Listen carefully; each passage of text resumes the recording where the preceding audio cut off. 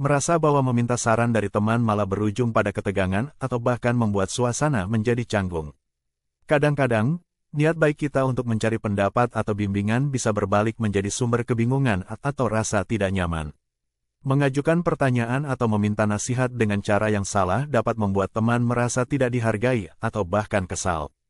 Kali ini kita akan membahas 5 kesalahan umum yang sering terjadi saat kita meminta saran dan bagaimana hal ini bisa mempengaruhi hubungan kita dengan teman. Agar kamu bisa lebih memahami cara yang tepat untuk meminta saran tanpa menimbulkan ketegangan.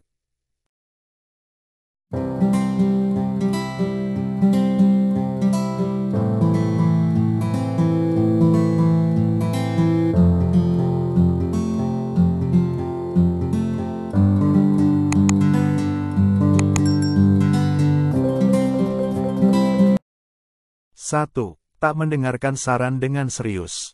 Nah, jika kamu ingin menghindari situasi yang membuat temanmu kesal, penting untuk benar-benar mendengarkan setiap saran yang diberikan.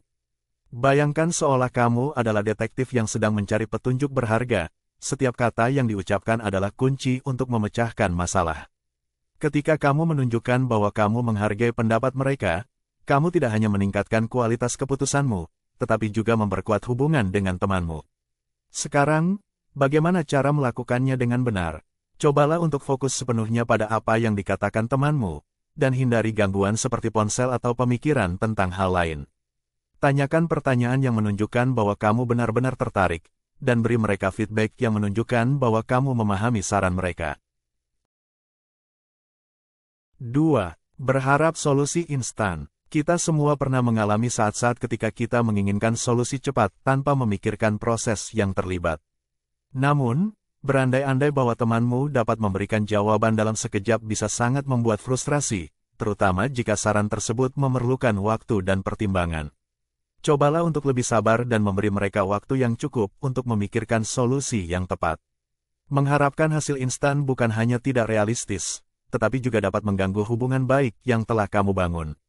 Ajukan pertanyaan dengan cara yang lebih terbuka dan menunjukkan bahwa kamu menghargai waktu dan usaha temanmu. Ajak mereka berdiskusi dan jelaskan situasi dengan jelas, serta tunjukkan bahwa kamu siap untuk mempertimbangkan berbagai solusi. 3. Menyalahkan teman jika saran tak berhasil.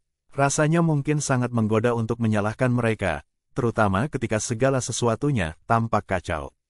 Namun, menyalahkan teman karena saran yang tidak berhasil adalah cara yang cepat untuk merusak hubungan dan menciptakan ketegangan yang tidak perlu. Bayangkan kalau kamu berada di posisi mereka, sudah memberikan saran dengan niat baik, tetapi malah mendapat tuduhan ketika hasilnya tidak sesuai harapan. Tentu saja, hal ini bisa membuat siapa saja merasa tidak nyaman dan kecewa. Jadikan momen ini sebagai kesempatan untuk mengevaluasi kembali situasi dan mencari solusi alternatif bersama temanmu.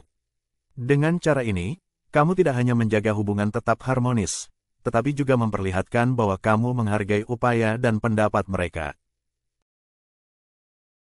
4. Terlalu sering meminta saran tanpa aksi. Ini mungkin terdengar familiar, dan bisa jadi sangat menjengkelkan bagi teman-temanmu. Bayangkan mereka seperti seorang pelatih yang selalu memberikan instruksi, tapi kamu tetap duduk manis tanpa pernah mengikuti latihan. Mereka akan mulai merasa usahanya sia-sia, dan mungkin mulai bosan dengan terus-menerus diminta pendapat yang tidak pernah diimplementasikan. Setelah mendapatkan saran dari teman, buatlah rencana tindakan dan berbagi kemajuanmu dengan mereka. Ini tidak hanya menunjukkan bahwa kamu menghargai pendapat mereka, tetapi juga memperkuat hubunganmu dengan menunjukkan bahwa kamu serius dalam menerapkan apa yang telah mereka sarankan. Hal ini akan membuat kamu tidak hanya mendapatkan manfaat dari saran mereka, tetapi juga menjaga hubungan tetap positif dan produktif.